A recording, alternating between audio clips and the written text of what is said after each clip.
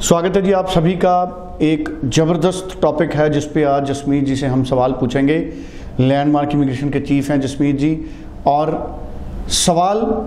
सीधा सवाल पर मैं आता हूँ। सवाल है, बहुत सारे स्टूडेंट्स हैं जिनको एसडीएस में रिफ्यूज़ल आए हैं और आ रहे हैं। 6 ईच वालों को रिफ्यूज़ल आए हैं, 7 बैंड पे रिफ्यूज़ल आए हैं, 8 बैंड पे रिफ्यूज़ल आए हैं। आम तौर पे बड़ी हैरानी होती है जब किसी स्टूडेंट को एसडीएस केस में या हाई स्कोरिंग पर रिफ्यूज़ल आता है। इसका रीज़न क्या है? 6 ईच में रिफ्यूज़ल क्यों आता है? कई स्टूडेंट्स के जो केप्स नोट हैं वो आए हैं, उससे कई चीज़ें पता लगी हैं जसमीत जी को।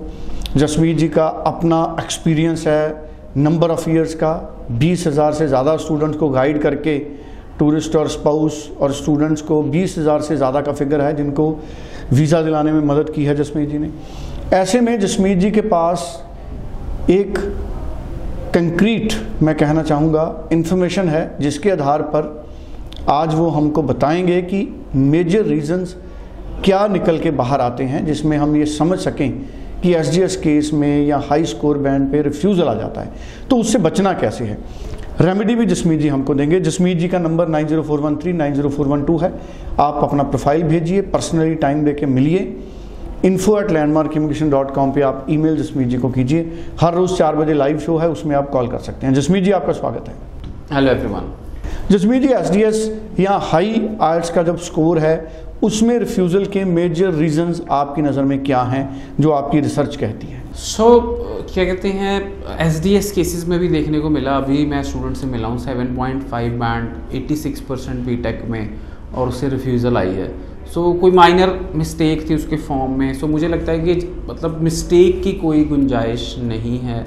अगर आप मिस्टेक करते हैं तो आपको क्या कहते हैं हर्जाना भरना पड़ सकता है कि रिफ्यूज़ल आ सकती है। बट कई बार ऐसा भी हो जाता है ड्यू टू लॉट ऑफ, इस टाइम पे बहुत सारी number of files being pending, जो बहुत सारी फाइलें एम्बेसी में पेंडिंग है, उसकी वजह से जल्दी क्लियर अपना बैकलॉग करने की वजह से भी स्टूडेंट्स अच्छी प्रोफाइल्स को वीज़ा रिफ्यूज़ल आ सकती है। या फिर हम कई बार कहते हैं हमारी प्रोफाइल बहुत अच्छी है, ओवर कॉन्फिडेंट हैं, और हम देख लेते हैं कि हमारा कोर्स और कॉलेज सही नहीं है, तो सही कोर्स नहीं चूज़ करते, सही कॉलेज नहीं चूज़ करते, तो उसके पीछे भी रीज़न हो सकता है कि आपकी रिफ्यूज़ल का। डेफिनेटली स्टूडेंट्स, ये जो सारे रीजंस हैं रिफ्यूज़ल के, ये सारे ओवरकम हो सकते हैं। When you apply for second time you can be more careful. Student जब सेकंड टाइम अप्लाई करता है वो ऑटोमेटिकली ही बहुत सारा केयरफुल हो जाता है, काफ़ी रिसर्च कर लेता है क्या प्राइवेट है, क्या पब्लिक है, कितनी फ़ीस जानी चाहिए, कितनी फ़ीस नहीं जानी चाहिए। और फर्स्ट टाइम बच्चे को ये भी नहीं पता होता, वो ओवर कॉन्फिडेंट होता है। चाहे प्राइवेट में ही कोई कंसल्टेंट उसकी फ़ाइल लगा देता है, वो उसी में अपनी फ़ाइल प्रोसीड कर लेता है, कहता है मेरे तो बैंड 7 है, मेरा तो वीज़ा लग ही जाना है। मैं स्टूडेंट्स को कहूँगा कि बिल्कुल ओवर कॉन्फिडेंट ना हो जब आप फर्स्ट टाइम फ़ाइल लगाते हैं। वो पूरी प्रिपरेशंस के साथ ही अपनी फ़ाइल लगाएं एंड बहुत ध्यान से फ़ाइल लगाएं ताकि आपकी फ़र्स्ट टाइम में ही वीज़ा आ सके।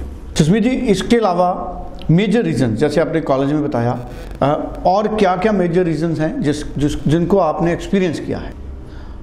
डेफिनेटली स्टूडेंट्स, मेरी एडवाइस ये रहेगी कि फ़र्स्ट ऑफ ऑल तो आप अपनी फ़ाइल में सारे जेन्युइन डॉक्यूमेंट्स लगाएं, कोई भी फेक डॉक्यूमेंट्स अपनी फ़ाइल में ना लगाएं।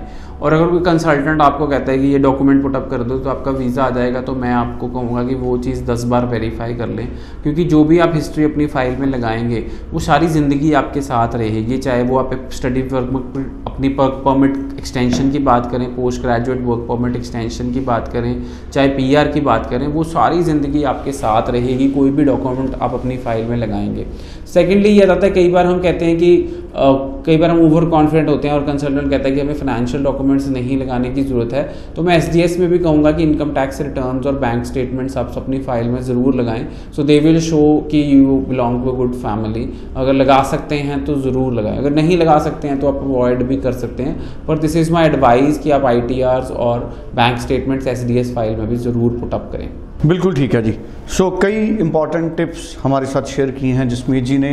नंबर वही है 904139 904112। इन नंबरों पे आप बात करिए, नियर बाय ब्रांच में मिलिए या ईमेल कीजिए। Thank you so much Jasmeet ji. Thank you so much.